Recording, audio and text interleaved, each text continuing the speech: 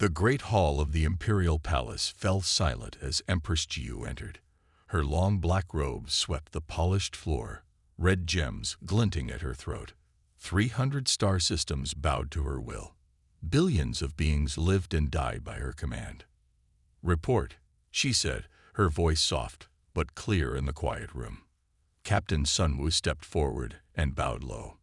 "Your Majesty, the Outer Rim planets pay their tribute on time. But we hear whispers of unhappiness." Jiu's eyes narrowed. "Whispers do not concern me, Captain. Actions do." She walked to the large window that showed the capital planet spread below. Tall silver towers reached toward the stars. Ships moved in ordered lines through the sky, everything in its place, everything under control. "And the Dragon Force?" she asked. "Commander Day reports all dragons are battle-ready, Your Majesty." A small smile touched Jiu's lips. The war dragons were her greatest pride. Massive beasts bred for war, with scales harder than steel and breath that could melt stone. Their minds were sharp enough to understand complex commands, but loyal enough to never question them. "Good. Send word that I will inspect them tomorrow." Captain Sunwoo bowed again and left. Jiu turned back to the window, watching her empire gleam in the sunset. Commander Day stood tall as he walked between the rows of war dragons. Each beast was the size of a small ship, with powerful wings folded against their sides. Their scales shimmered in shades of red, black, and deep purple. Intelligent eyes followed his movement. "They sense your stress," said Lieutenant Hana, walking up beside him. She was young but smart, one of his best dragon handlers. "The Empress visits tomorrow," Da said simply. Hana nodded. "The dragons will perform well. They always do." Day reached out to touch the snout of the largest dragon, a black beast named Kulo. The dragon's hot breath warmed his hand. "They feel different lately. Restless. They are weapons, Commander. The finest in the Empire. Nothing more." But Dad wasn't so sure. After 15 years leading the Dragon Force, he had begun to see something in their eyes, something that looked almost like waiting. He shook off the thought. "Double the training runs today. I want them tired for the Empress's visit." In her private chamber, Empress Jiu studied the holographic map of her empire. 300 points of light, each a star with planets that belonged to her. Her ancestors had built this empire over 7 generations, but she had doubled its size in just 20 years. All thanks to the war dragons. A soft knock interrupted her thoughts. "Enter," she called. Her chief scientist, Dr. Minho, bowed as he entered. "Your Majesty, I bring the latest genetic report on the dragon breeding program." Jiu waved him closer. "Show me." Minho placed a data crystal on the table. It projected images of dragon DNA strands, rotating slowly. "We continue to improve their intelligence and strength, but we face the same problem. Push too far, and they become difficult to control. I don't want excuses, Doctor. I want better dragons." Jiu's voice was ice. "Of course, Your Majesty, but there is something strange in their genetic makeup, something we didn't put there. Almost like." "Like what?" "Like their DNA was already advanced before we started working on them. As if someone else designed them long ago." Jiu dismissed this with a wave. "Myths and fairy tales. The dragons were simple beasts before our science improved them. That is all." Dr. Minho bowed, but his face showed doubt. "As you say, Your Majesty." When he left, Jiu returned to her map. At the very edge, new worlds waited for her dragons to conquer them. New species to add to her collection of servants. The empire would grow. It would always grow. And nothing in the universe could stand against her war dragons. Captain Sunwoo sat straight in his commander's chair. His scout ship, the Swift Blade Asterisk, glided through the darkness at the edge of known space. The empire grew hungry for new worlds, and it was his job to find them. "Captain, sensors show something interesting," said Officer Tejo, looking up from his screen. "An unmarked planet in the next system. Sun Wu frowned. How was it missed in our charts? It sits in a dust cloud. Sir, hard to spot unless you're close. Sun Wu leaned forward. Show me. The main screen lit up with an image of a blue-green world. It looked peaceful with vast forests and deep oceans. A good prize for the Empire. Life signs? Sun Wu asked. Yes, sir. Some technology too, but primitive. No space travel. No major weapons. Sun Wu smiled. Easy conquests pleased the Empress. Set course. We'll take a closer look. As the Swift-Blade entered the planet's orbit, Sun Wu felt a strange shiver. Something about this world felt different. Sir, Taizhou called out, I'm reading unusual energy patterns from the surface. Not matching any known technology. Natural energy source. Possibly, but Taizhou paused. It's almost like it's responding to our presence. Sun Wu stood up. Prepare a probe. Let's see what we're dealing with before we land. 3 hours later, Sun Wu stared at his screen in confusion. The probe had sent back 10 minutes of data, then gone silent. The readings made no sense. Energy spikes, strange atmospheric changes, and brief images of what looked like large, furry creatures moving through forests. Send a team down, he ordered. Full combat gear. 5 soldiers, led by Lieutenant Miju, took a small shuttle to the surface. Their orders were simple.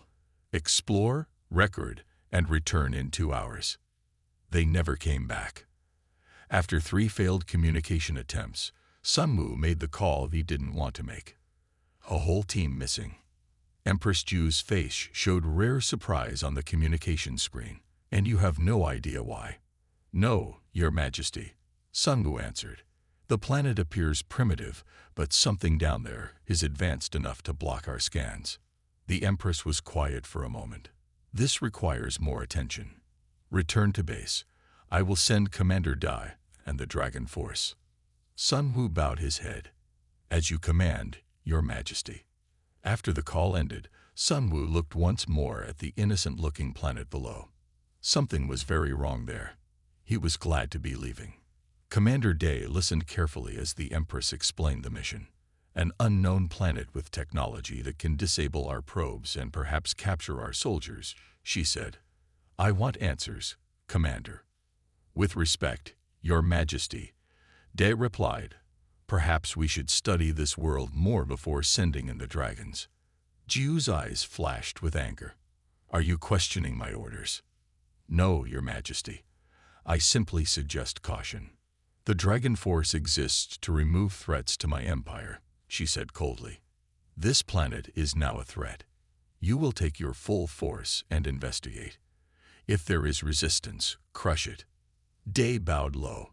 It will be done. As he left the palace, Lieutenant Hannah fell into step beside him. A new mission? She asked. Yes. Ready the dragons and the riders. We leave tomorrow. Hannah heard the worry in his voice. What troubles you, Commander? Dai stopped walking. This mission feels wrong. Captain Sun Wu is experienced. If something on that planet scared him enough to call for the Dragon Force. We've faced unknown dangers before, Hannah said.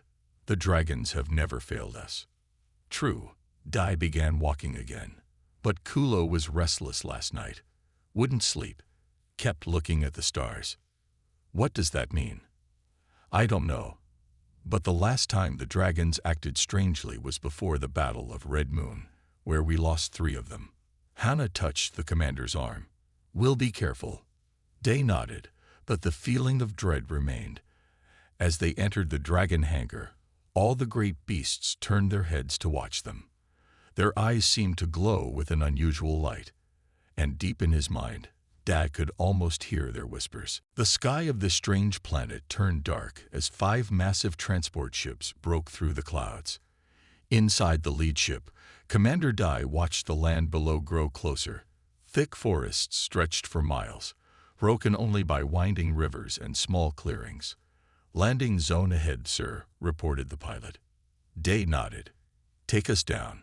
Alert the dragon handlers to prepare for release. Behind his ship, 20 war dragons flew in formation, their great wings beating the air. They had been unusually quiet during the journey, which worried Da. Normally, they would roar and fight against their control harnesses during transport. Today, they seemed almost eager to reach this world. The ships landed in a large meadow.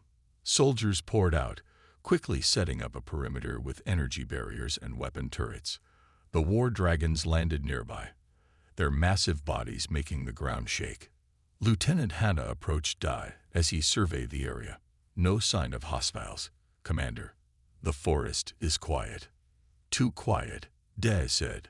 No birds, no animals. They're hiding from something. From us, perhaps. Perhaps. Da looked at the dragons. Kulo, his personal mount, was sniffing the air, head turned toward the deep forest. They sensed something. Hanna followed his gaze. Should we send the dragons to scout? No. First we search on foot. I want to know what happened to Sunwoo's team. 3 hours later, they found the remains of the shuttle. It sat in a small clearing, untouched and undamaged. But the team was gone without a trace. No signs of a fight, said Hanna, inspecting the area. They just walked away. Day crouched to examine marks on the ground. These aren't human footprints. Look at the shape, like a large paw. Animals. No animal I know walks so neatly in a line. Dai stood up.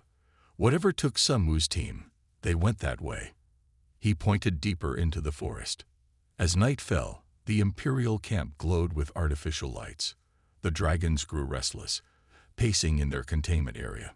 Dai ordered double guards and told everyone to stay alert. In the early morning, they got their first look at the planet's inhabitants.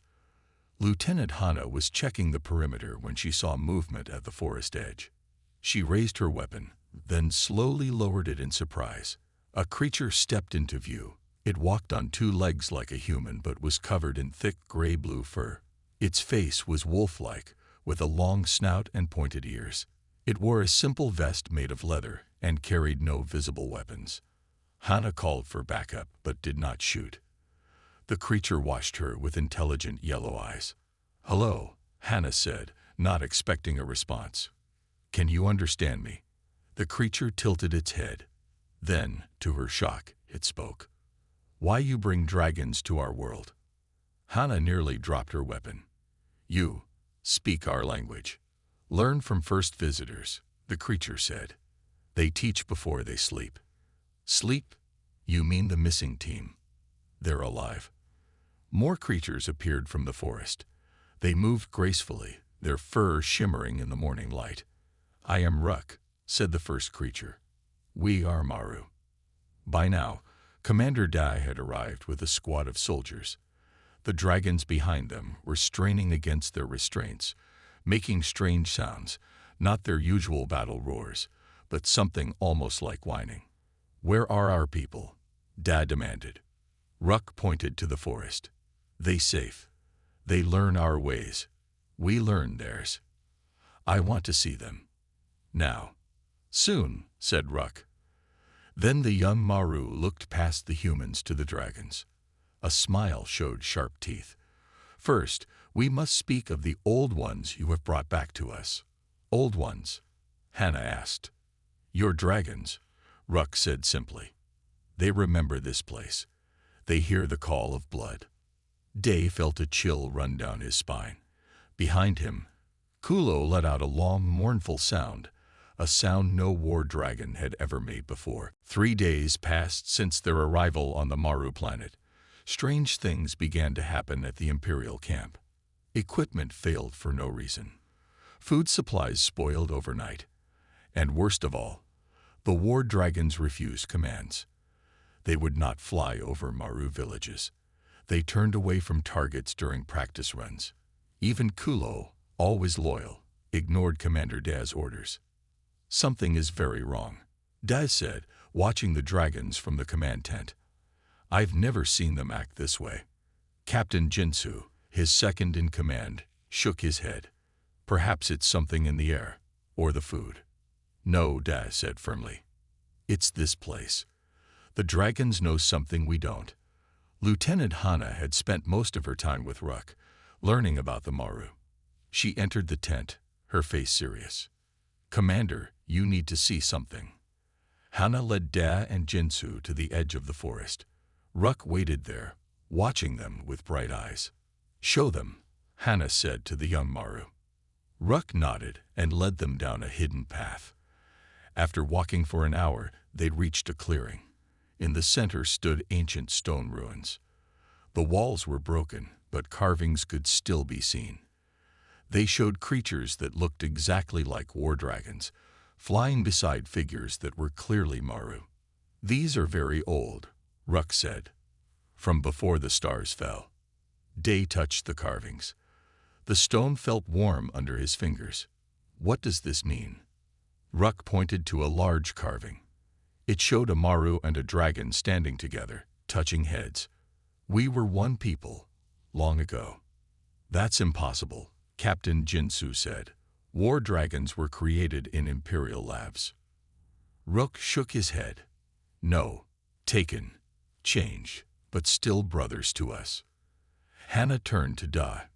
"Commander, what if he's telling the truth? What if our dragons originally came from this planet?" Before Dai could answer, his communication device beeped. He stepped away to answer it. "Commander Dad here." "Commander," said a soldier's voice, "we intercepted a message from Imperial Command. The Empress is sending harvest ships. They plan to mine the planet and collect Maru specimens for study." Dai's face hardened. "When?" "3 days, sir." Dad closed the connection and rejoined the others. His mind raced. If the dragons truly had some connection to the Maru, then the Empire's plans would destroy something ancient and important. But his duty was clear: obey the Empress. "We should return to camp," he said, not meeting Hana's eyes. That night, a storm rolled in. Lightning split the sky, and thunder shook the ground. The dragons grew wild, pulling at their restraints and roaring into the night. Hana ran to Dad's tent, soaking wet from the rain. "Commander, the dragons are breaking free." They rushed to the containment area. The sight that met them froze Dai in place. The war dragons stood in a circle, wings spread wide.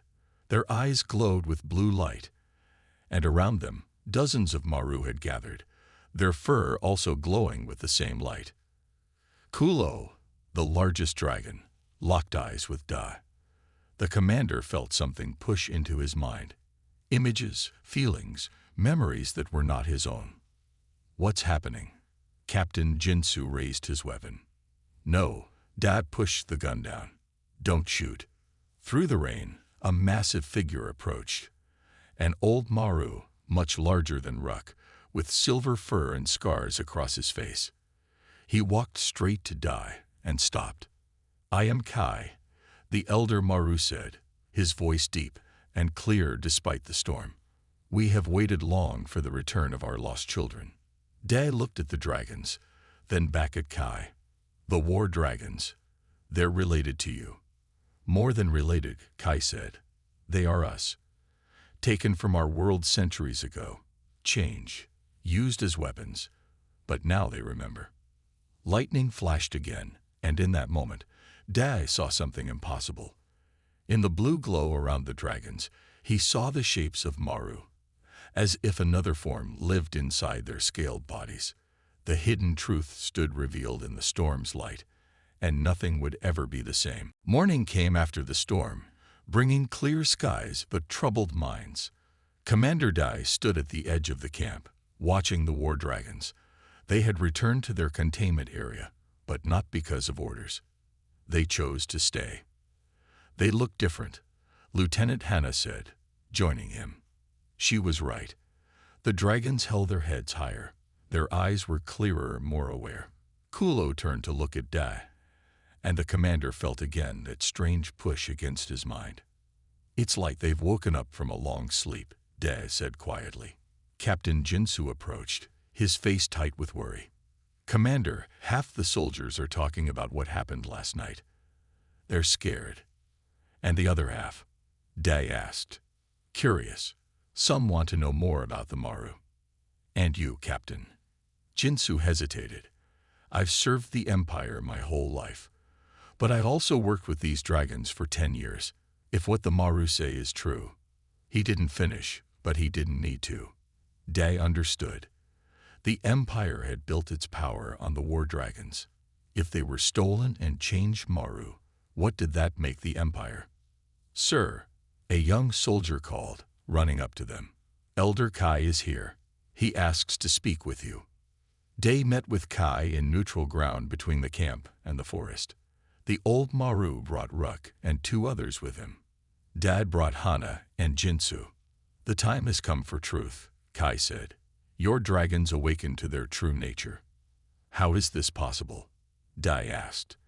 How can dragons be related to your people? Kai sat on a fallen log, his silver fur catching the sunlight. Long ago, our people took many forms. Some flew, some walked, some swam in deep waters.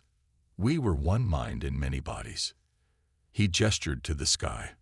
Then the star people came. Your ancestors. They took those who flew and disappeared across the stars. For centuries, we felt the pain of our lost ones. But how did you make them remember? Hannah asked. Ruk answered, we speak mind to mind. The dragons hear our song even when they don't know why. Kai nodded. Last night, the storm opened the old paths. The dragons remembered who they were before your people changed them. Day tried to make sense of it all. Are you saying war dragons were once Maru who could change their shape? Yes, said Kai. And now they remember. They will not fight us. They will not help you take our world. Captain Jinsu stepped forward. The Empress won't accept this. She'll send more ships, more weapons. Then we will fight, Kai said simply, with our brothers at our side. A loud roar cut through the air.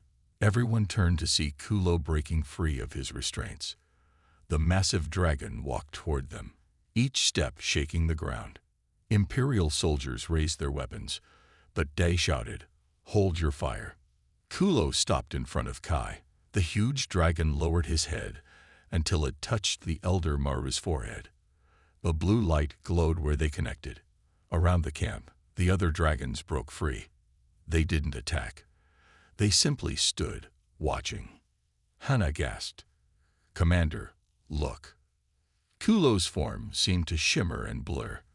For a moment, Dai saw not a dragon but a large winged Maru standing in its place. Then the image was gone, and Kulo was a dragon again. The change is beginning, Kai said. They cannot return fully to their original form. Your people's changes go too deep, but their minds awaken. A sound like distant thunder rolled across the sky. Dad looked up to see Imperial ships breaking through the atmosphere. The Empress, he said, his voice grim. She's early. Kai stood tall despite his age. Now you must choose, Commander. Will you serve an empire built on stolen lives, or will you stand with those who fight for freedom? All around them, dragons and Maru watched, waiting for his answer. Commander Dai watched the Imperial ships grow larger in the sky. 3 heavy cruisers, armed for war. His communication device beeped. Commander Dai, came Captain Sun Wu's voice. The Empress sends her greetings. She wishes to know why your dragons are not in proper formation. Dai looked at the war dragons, now standing with the Maru. Kulo had his wings stretched protectively over Elder Kai. The situation has changed, Captain, Dai said carefully. Request permission to speak with the Empress directly. Denied, Sun Wu replied. My orders are to prepare landing zones for the harvest ships. You will secure the area immediately. The communication cut off. Dai turned to his officers. Some looked uncertain, others afraid. What are your orders, sir? Asked Captain Jinsu. Lieutenant Hana stepped forward. Commander, we can't let them harvest this planet. Not now that we know the truth. That's treason, a soldier said. Is it? Hana challenged. Or is what the Empire did to the Maru the real crime? Day raised his hand for silence. The weight of command had never felt so heavy. Lieutenant, gather those who wish to help the Maru.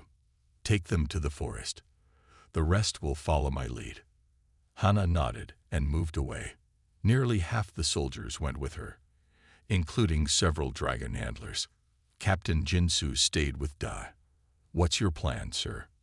"Sometimes," Da said quietly, "the best way to serve is to delay." The Imperial ships landed outside the camp. Captain Sunwoo was the first to step out, followed by royal guards in red armor. "Commander Da," Sunwoo said with a slight bow, "I see your camp has shrunk. Where are the rest of your forces?" "Hunting," Da lied. "We lost men to the forest. The dragons are difficult here."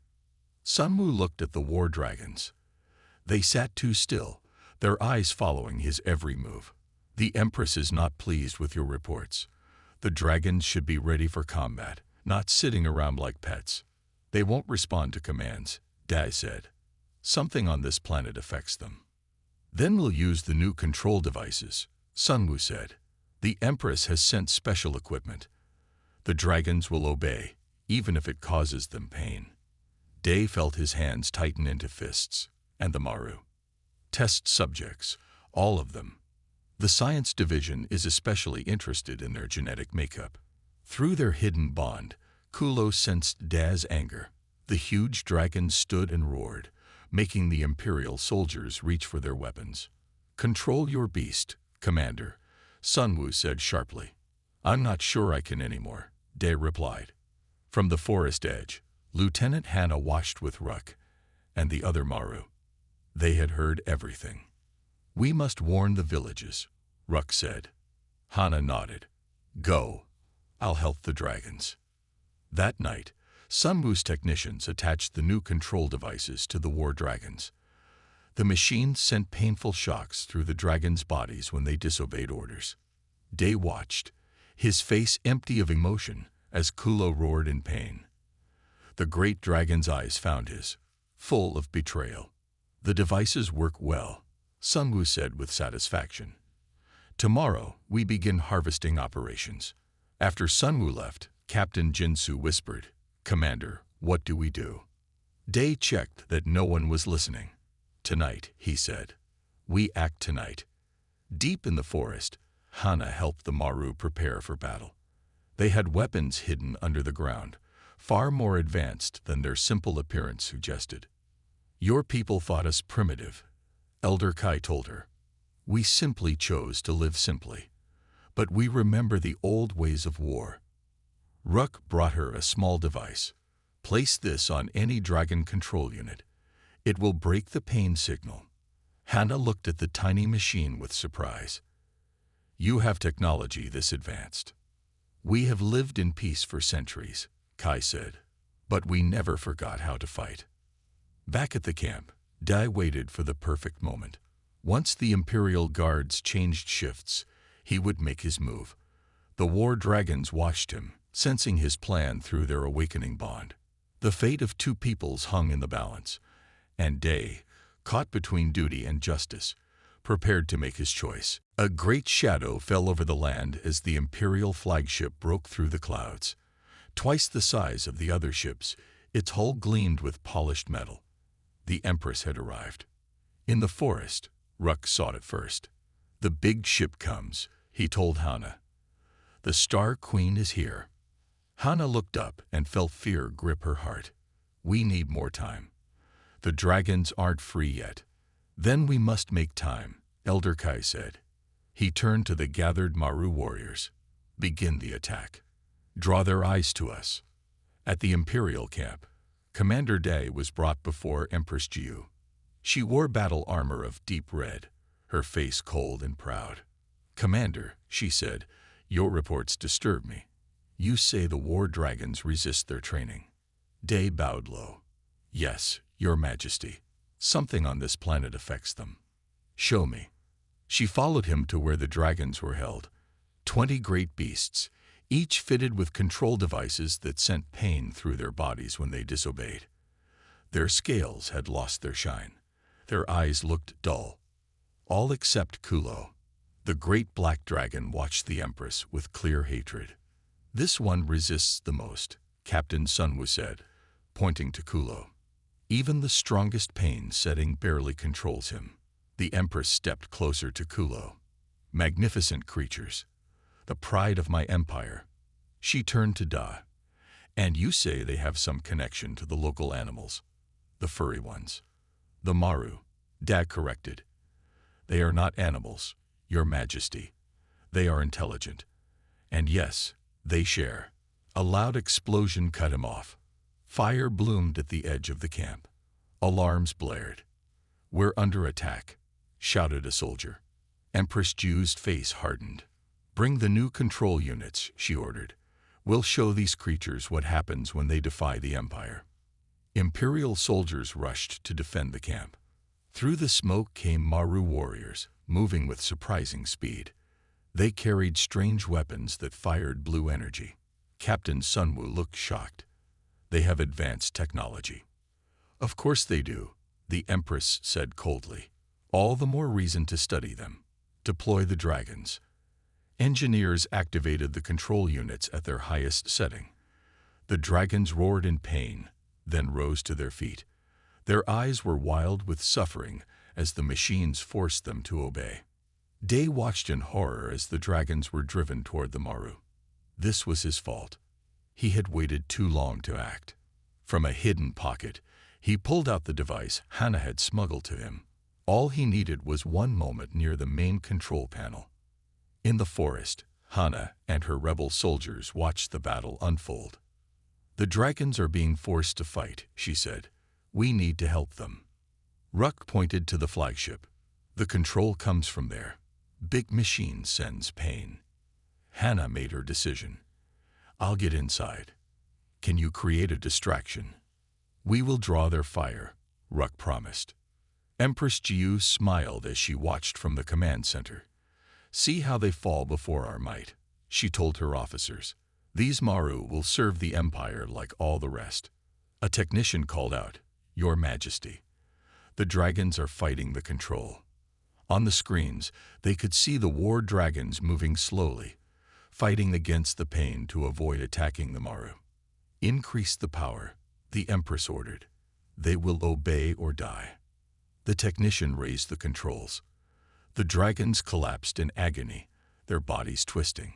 Day could wait no longer. He moved toward the main control panel, hand reaching for his hidden device. But the Empress saw him. Commander Da, what are you doing?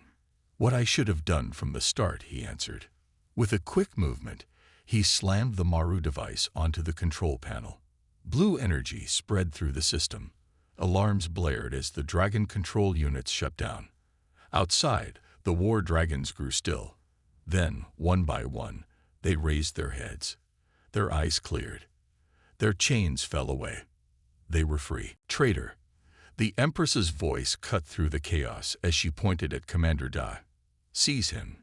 Imperial guards rushed forward, but Day was faster.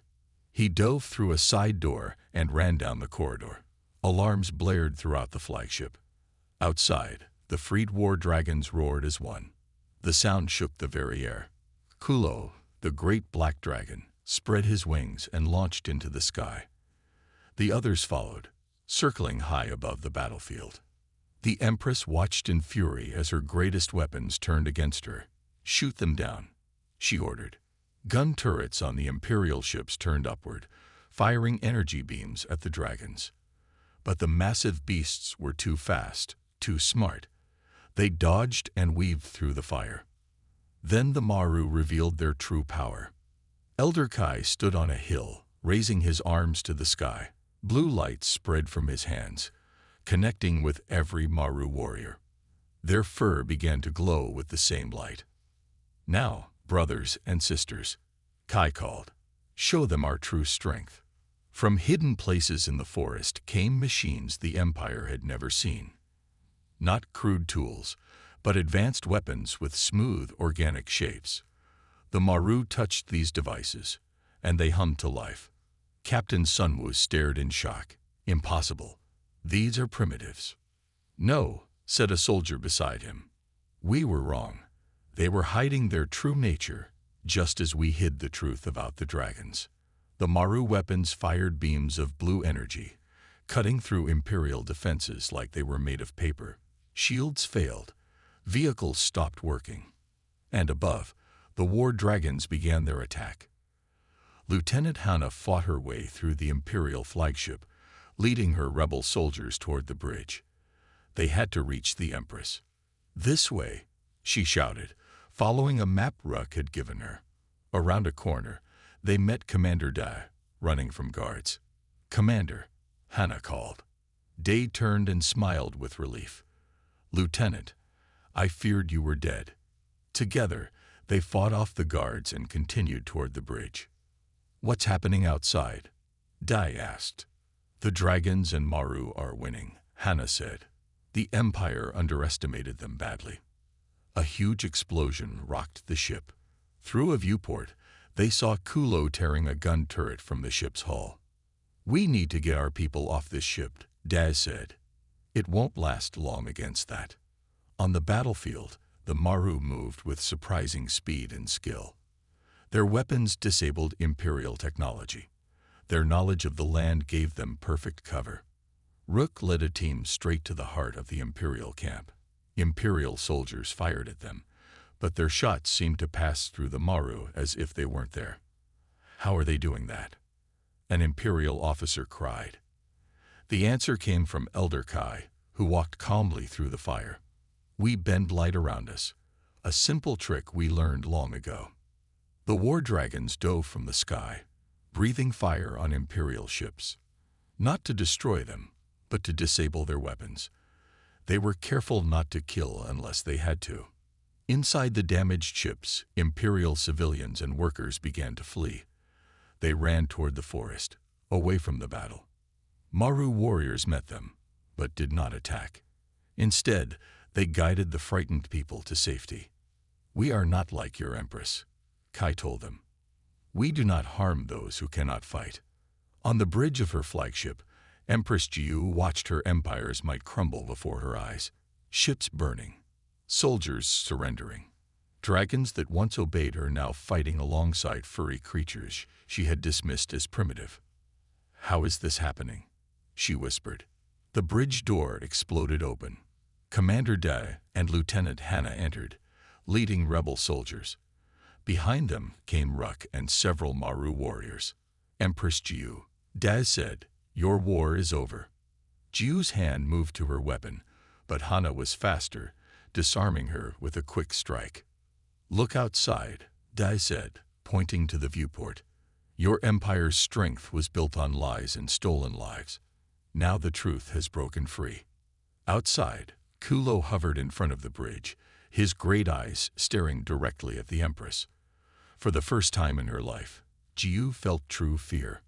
Her empire was falling to fur and fury. Empress Jiu stood tall despite her defeat. Around her, the bridge of her flagship lay in ruins. Outside the viewport, her fleet burned. "Kill me and be done with it," she said to Commander Da. "I will not beg." "No one will kill you," Day replied. "That is not our way." Elder Kai stepped forward, his silver fur glowing softly. "You will face justice, but not death. We are not like you." The Empress laughed without joy. "My empire spans 300 worlds. Do you think this defeat ends anything? My forces will come. They will burn this planet to ash." "They will not come," said Lieutenant Hannah, entering the bridge with Ruck. "The dragons are sending a message." Outside, something amazing was happening. The war dragons had formed a circle high above the planet. Their wings touched, creating a ring in the sky. Blue energy flowed between them, building into a bright light. Elder Kai closed his eyes. They used the old magic, the Song of Minds. "What does that mean?" Dai asked. "They speak to their brothers across the stars," Kai explained. "All war dragons in your empire will hear their call. They will remember who they truly are." The Empress's face went pale. "No, that's impossible." "Look," Ruck said, pointing to a communication screen. The screen flickered to life, showing scenes from across the empire. On dozens of worlds, war dragons were breaking free from control. They refused orders. They protected the weak. The Empire's greatest weapon had turned against it. This is the beginning of your empire's end, Kai told the Empress. Not through death, but through truth. 3 days later, Commander Dai stood with Elder Kai and Lieutenant Hana on a hill overlooking the valley. Imperial citizens who had chosen to stay were building new homes alongside the Maru. Dragons flew freely overhead. Reports from the core worlds say half the Empire has risen up, Hana said, reading from a communication device. The dragons led the way, but other species followed quickly. And the Empress? Dai asked. She chose exile, Hana answered. A small ship, enough supplies to reach the outer systems. Captain Jinsu went with her as guard. Dai nodded. She will try to return. To rebuild.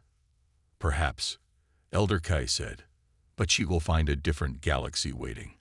The time of empires built on fear is ending. Kulo landed nearby, his great wings stirring the grass. The dragon lowered his head to touch Dai's outstretched hand. Through their bond, Dai felt the dragon's thoughts. Not words, but feelings of friendship and respect. Ruk joined them, excitement in his voice. The first starship is ready. Our people will fly again among the stars, beside our dragon brothers. And what about you, Commander? Hana asked. Will you stay? Dai looked out at the peaceful valley, then up at the stars. My whole life was the Empire. Now I need to find a new path. Stay as our friend, Kai offered. Help us build bridges between our peoples. Or come with me, Hana suggested. I'm joining the Maru outreach ships. We'll visit worlds hurt by the Empire, offer help and healing. Before Dai could answer, the ground shook as more dragons landed nearby. With them came Maru from distant villages and former Imperial soldiers who had chosen to stay. They gathered for the evening's celebration, the first of many as two peoples became one. Far away, on a small ship moving through the darkness of space, Empress Jiu watched a recording of her defeat. Her eyes were hard, her face set in determination. They think this is the end, she whispered. They don't understand what it takes to build an empire. Captain Jinsu stood silently behind her. He had chosen to follow his empress into exile, but doubt filled his heart. He had seen the dragons and Maru fight not with hate but with purpose. He had seen mercy where the empire would have shown none. Set course for the outer colonies, Jiu ordered. We will rebuild our strength. Jinsu hesitated, then obeyed. But as the stars streaked past, he wondered if the Empress had learned anything at all from her defeat. Back on the Maru world, under stars bright with promise, dragons soared alongside their newfound kin. The universe had changed forever, and the story of the Fur, the Fury, and the fallen empire was just beginning.